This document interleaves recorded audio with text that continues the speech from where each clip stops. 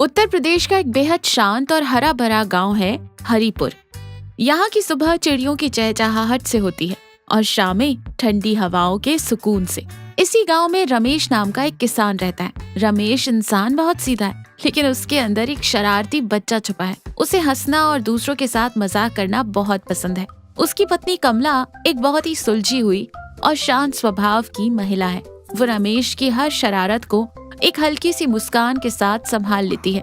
रमेश की जिंदगी एकदम बढ़िया चल रही थी, लेकिन तभी उसके जीवन में भूचाल लाने के लिए शहर से उसका चचेरा भाई सुरेश गांव आ गया। सुरेश बचपन से शहर में रहा है। उसे एक अजीब सी बीमारी है, वैरायटी की बीमारी। उसे हर चीज में, खास तौर पर खाने में कुछ नया और अलग चाहिए। रोजमर्रा का खाना उसे जहर लगता है। अगर किसी चीज का नाम थोड़ा विदेशी या अजीब सा हो तो वो उसे बहुत चाव से खाता है। सुरेश की इस आदत ने रमेश का हमेशा सिर दर्द बढ़ाया है।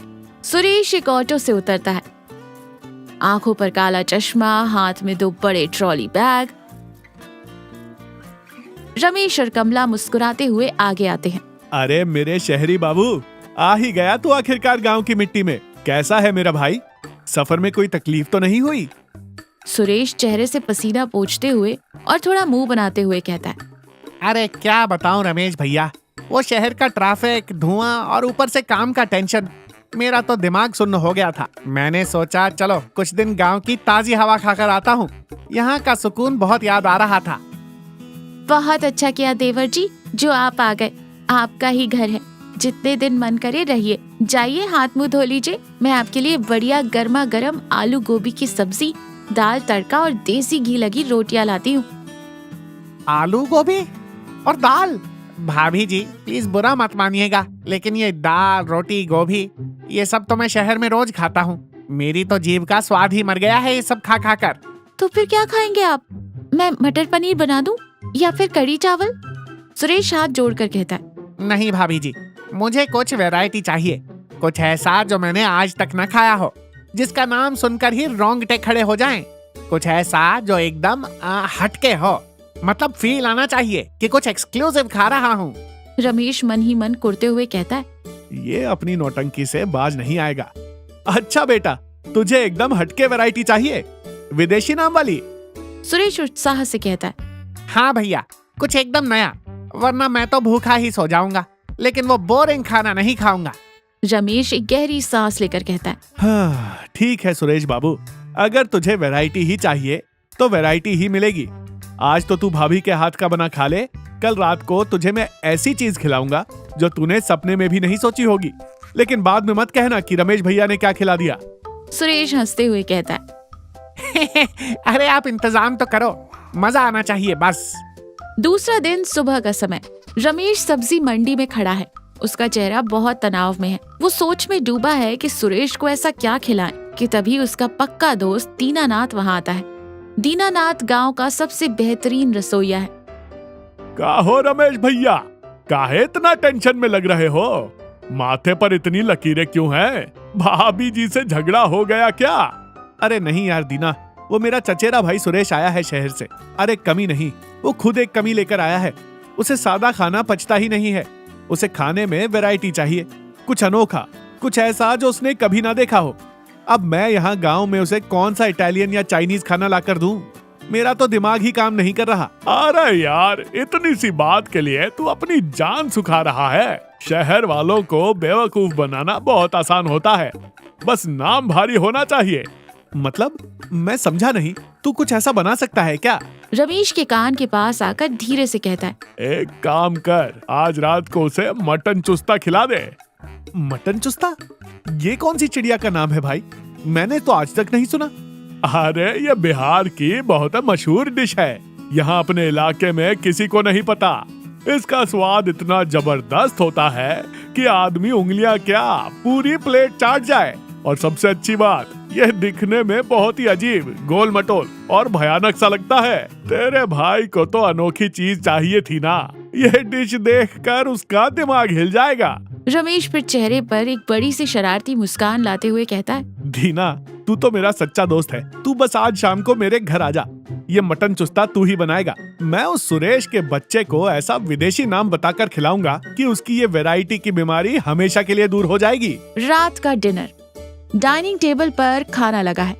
सादे खाने के बीच एक बड़ा सा बर्तन रखा है जिसे एक प्लेट से ढका गया है।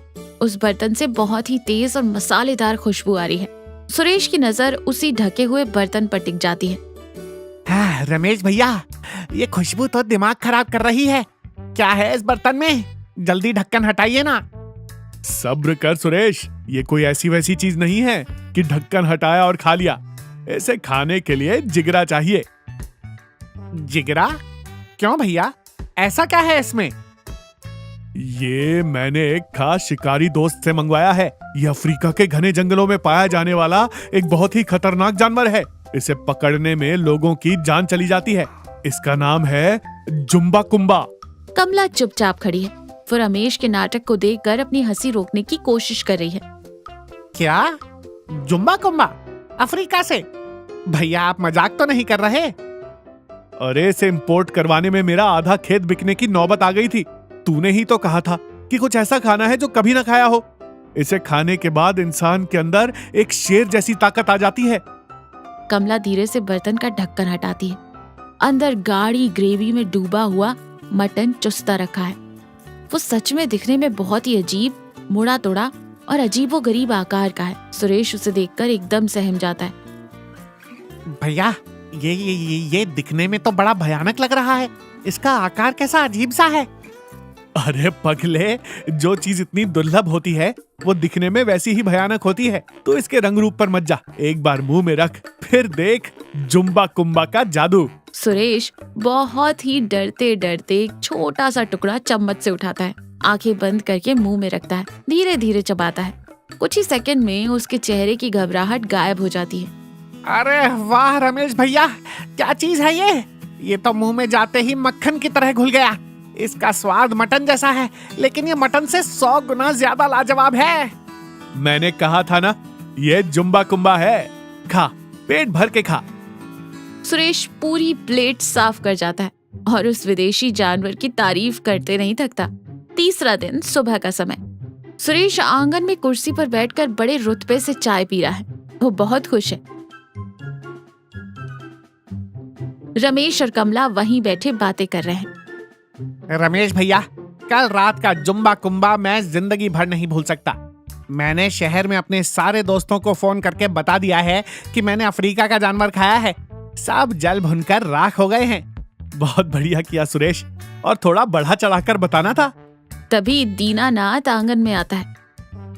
उसके चेहरे पर एक बड़ी सी मुस्कान है। राम राम भाभी जी। राम राम रमेश और सुरेश बाबू, कैसे हैं?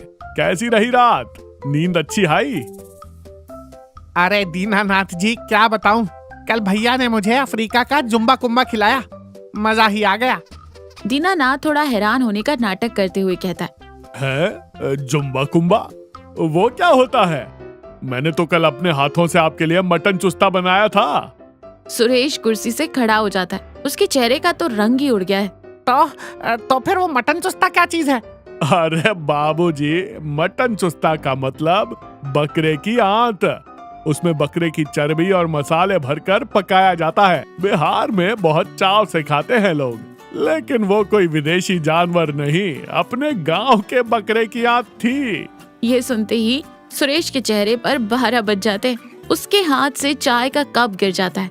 उसे अचानक अपने पेट में अजीब सी हलचल महसूस होती है और सीधा बाथरूम की तरफ भाग जाता है। देख लिया अपना मजाक? मैंने आपको रात में ही मना किया था कि बेचारे के साथ ऐसा गंदा मजाक मत कीजिए। अब देखिए उसकी क्या हालत हो गई है। अरे कमला, मुझे क्या पता था ये इतना सीरियस ले लेगा। मैं तो बस उसकी वैरायटी की बीमारी का इलाज कर रहा था। सुरेश दालान में एक कोने में चुपचाप उदास बैठा है। उसके चेहरे पर बहुत ही ग्लानि और चिड़चिड़ाहट है। रमेश धीरे से आकर उसके पास बैठता है। आपने मेरे साथ ऐसा क्यों किया भैया? आपको पता है मुझे ये सब पसंद नहीं। आपने मुझे बकरे की, छी, मुझे तो सोचकर ही घिन आ रही है। आपने मुझे धोखा दिया है। फिर रमेश सुरेश के कंधे पर हाथ रखते हुए कहता है, मुझे माफ कर दे छोटे। मेरा इरादा तुझे धोखे देने का या तेरी भावनाओं को ठेस पहुंचाने का नहीं था। लेकिन एक बात बता, कल रात जब तू वो खा रहा था तब तुझे उसमें कोई बुराई लगी थी? सुरेश शांत रहता है। नहीं ना, कल तू उसे उंगलियां चाट चाट कर खा रहा था। तूने उसे दुनिया का सबसे बेहतरीन खाना बताया था। क्यों? सिर्फ इसलिए क्योंकि मैंने उसका नाम एक विदेशी जानवर का रख दिया था। अगर मैं तुझे पहले ही बता देता कि वो गांव की एक देसी डिश है, तो क्या तू उसे छूता भी? सुरेश थोड़ा सा सोचने लगता है। उसकी आंखों में पछतावा दिखने लगा। देख सुरेश, गलती तेरी नहीं है, ये हम सब की सोच बन गई है। हमें लगता है कि जो चीज बाहर से आई है, जिसका नाम अंग्रेजी या विदेशी है, वही महान है। हम दिखावे के पीछे इतना भागते हैं कि हमारे अपने घर में, हमारी अपनी मिट्टी में जो असली स्वाद और प्यार छुपा है, हम उसे कूड़ा समझते हैं। कल तूने जो खाया वो वही देसी चीज थी जिससे तू हमेशा दूर भागता था। बस मैंने पैकिंग बदल दी थी। सुरेश एक गहरी सांस लेते हुए फिर सुरेश रमेश की तरफ देखकर कहता है, सच में मेरी आंखें बंद थी। मुझे हमेशा ये लगता था कि गांव का सीधा साधा खाना, यहाँ की चीजें मेरे स्टैंडर्ड की नहीं है। मैं उस नाम और दिखावे के पीछे इतना पागल था कि असली स्वाद को पहचान ही नहीं पाया। कमला हाथ में खाने की थाली लेकर आती है। थाली में गर्मा गर्म चावल, पीली दाल और आम का अचार है। सुरेश के अंदर जो दिखावे का भूत सवार था, वो रमेश के इस छोटे और मजेदार मटन चुस्ता वाले मजाक से हमेशा के लिए उतर गया।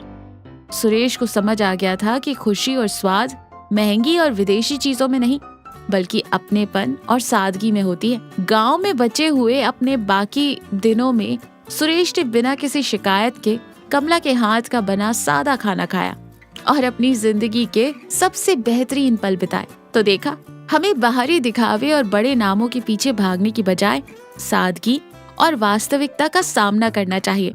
हमारी अपनी मिट्टी और संस्कृति में जो असली गुण छुपे हैं, उन्हें पहचानना और उनकी कद्र करना ही समझदारी है।